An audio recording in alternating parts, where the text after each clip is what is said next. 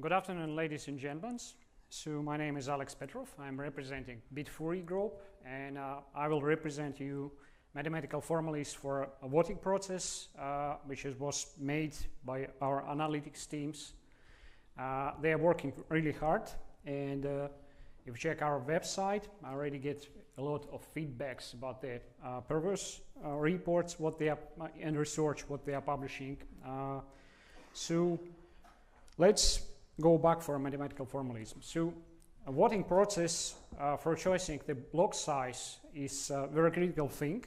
So they are trying to keep the democracy, and we are respecting all the votes what was paid for a block size. But right now they think there is a lot of problems was hidden inside that.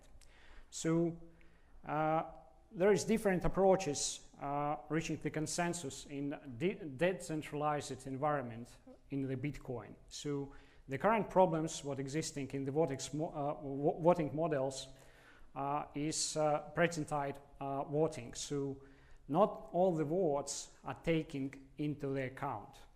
So some of the votes are given extraordinary weight, and theoretically this allow X% attack on the voting process. So parameters for voting process also not always grounded. So these basic things practically corrupting the democracy in the choosing the block size. The votes are not counted correctly, and the playing with statistics and votes, practically ignoring parts of the votes, are broken the process. So what they are suggesting the better algorithm and a better model which allow to count all the votes, count the algorithmically more transparent, more understandable way, and it's more simple computation methods.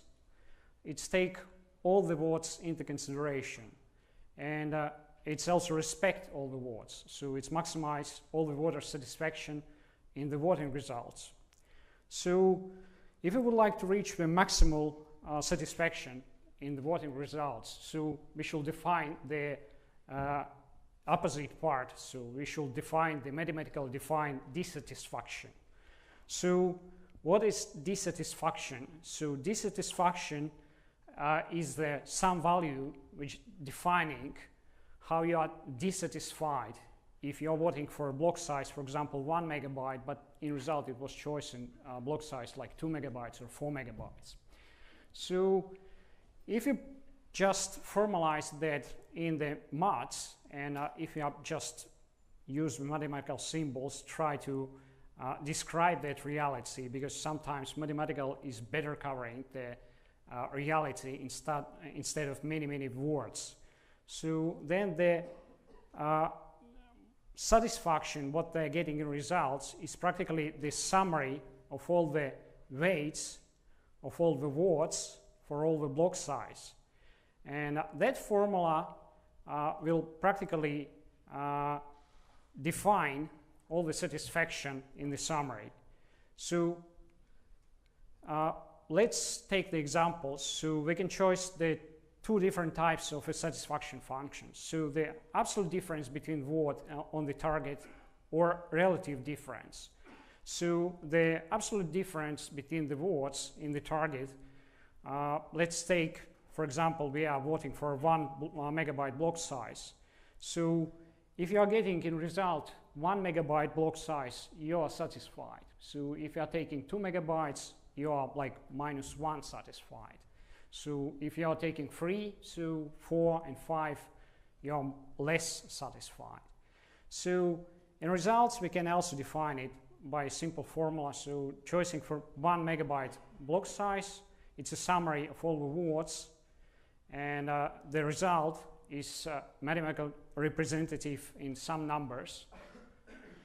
So if you are talking about relative difference, so it's also the same representative, but they are talking about the person. So if you are talking about the choosing, for example, 2 megabytes block size, so it's a summary of all results, and if in result it will be chosen 1 megabyte block size, so you're not satisfied. If 3 megabyte, you're also less satisfied.